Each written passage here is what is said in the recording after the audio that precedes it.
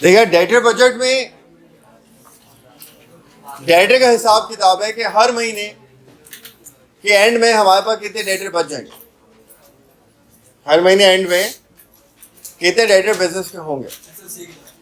बिल्कुल एसएलसी बनता है एग्जैक्टली। तो debtor budget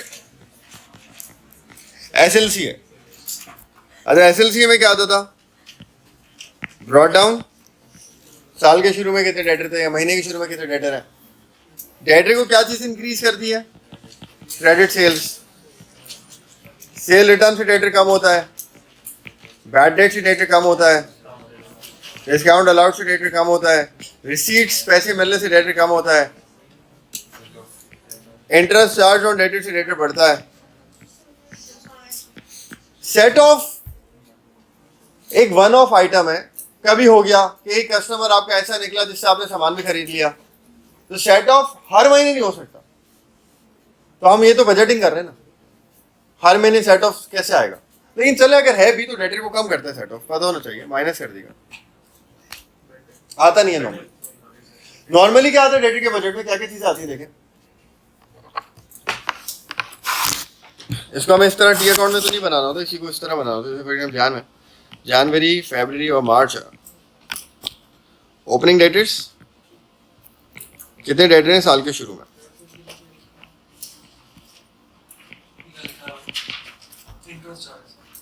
opening debtor, debtor कैसे ज्यादा हुआ है, क्रेडिट सेल से। हर महीने की क्रेडिट सेल कहां से मिल जाएगी, सेल बजट से। क्रेडिट सेल प्लस हो गई, डिस्काउंट होगा, डिस्काउंट का अमाउंट निकाल के माइनस, रिसीट्स, कुछ डेटर ने 1 महीने में पैसे देता है और कोई डेटर ने 2 महीने में पैसे देता है।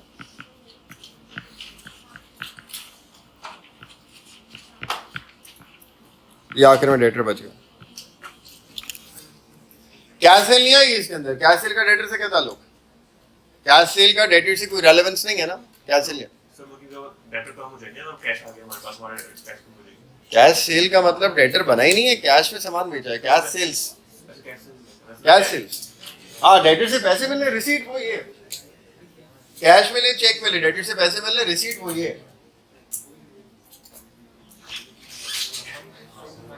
फैब में भी ऐसे ही देखें, opening debtors, credit sales, discount allowed, 1 महीने में जो पैसे आए, 2 महीने में जो पैसे आए, ये डेटर बच गए, ये ओपनिंग बन जाएंगे अगले महीने के। क्रेडिट सेल,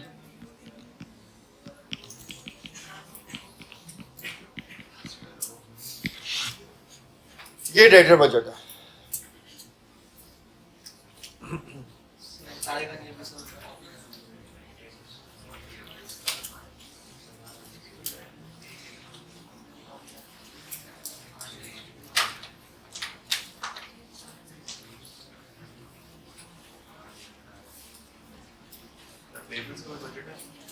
हाँ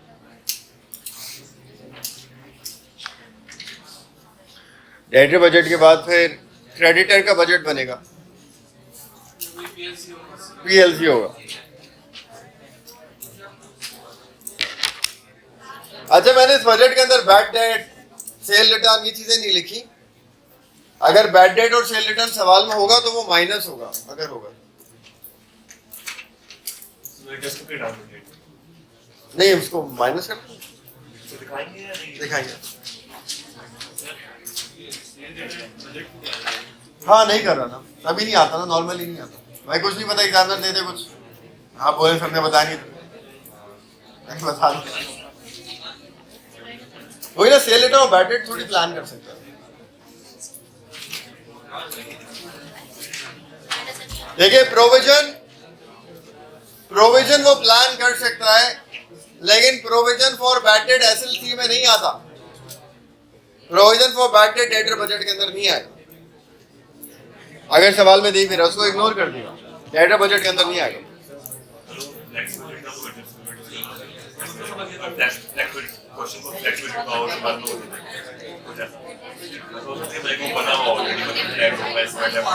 क्या चीज बना वो?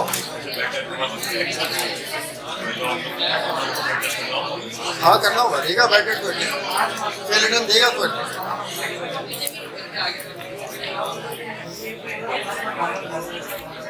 अच्छा यार बात सुनिए, इसके बाद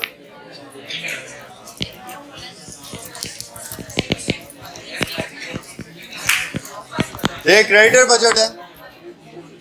क्रेडिटर बजट का मतलब पेबल्स बजट है ये। अब क्रेडिटर बजट कैसे बनता है, जैसे पीएलसी बनता है वैसे ही बनेगा। अच्छा, PLC liability brought down credit. Creditor और सप्लायर को क्या चीज इंक्रीज करती है? Credit purchases. परचेज रिटर्न से क्रेडिटर कम होते हैं, डिस्काउंट रिसीव्ड से क्रेडिटर कम होते हैं, पेमेंट टू सप्लायर से क्रेडिटर कम होते हैं, आखिर में क्या जाता है? सीडी। इसी के हिसाब से ये बन जाएगा।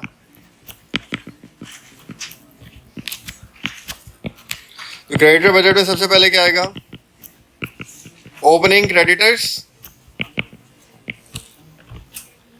साल के शुरू के क्रेडिटर, महीने के शुरू के क्रेडिटर्स। क्रेडिटर इंक्रीज कैसे होंगे? क्रेडिट परचेजेस है, क्रेडिट परचेजेस से इंक्रीज हो जाएंगे, प्लस डिस्काउंट रिसीव्ड से ये कम हो जाएंगे और पेमेंट से ये कम हो जाएंगे। अब पेमेंट में भी हो सकता है हम कुछ पेमेंट 1 महीने बाद करते हो और कुछ पेमेंट हम 2 महीने बाद करते हो सकता है।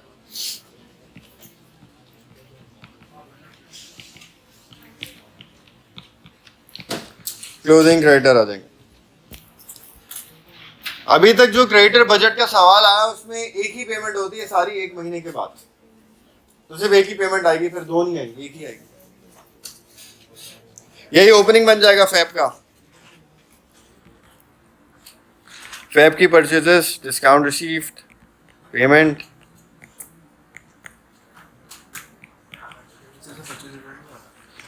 ये परचेज रिटर्न होगा तो वो भी माइनस हो जाएगा, लेकिन प्लान नहीं कर सकते ना कितना परचेज वापस करेंगे। कोई बेईमानी थोड़ी कर रहे हैं। सामान खराब निकलेगा तो वापस करेंगे, कैसे प्लान करेंगे? सामान खराब निकलेगा।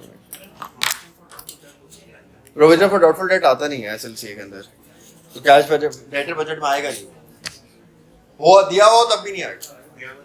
पीबीडी आती नहीं एसएलसी के अंदर, तो डेटर बजट के अंदर नहीं आएगा। तो ये क्रेडिटर बजट हो गया।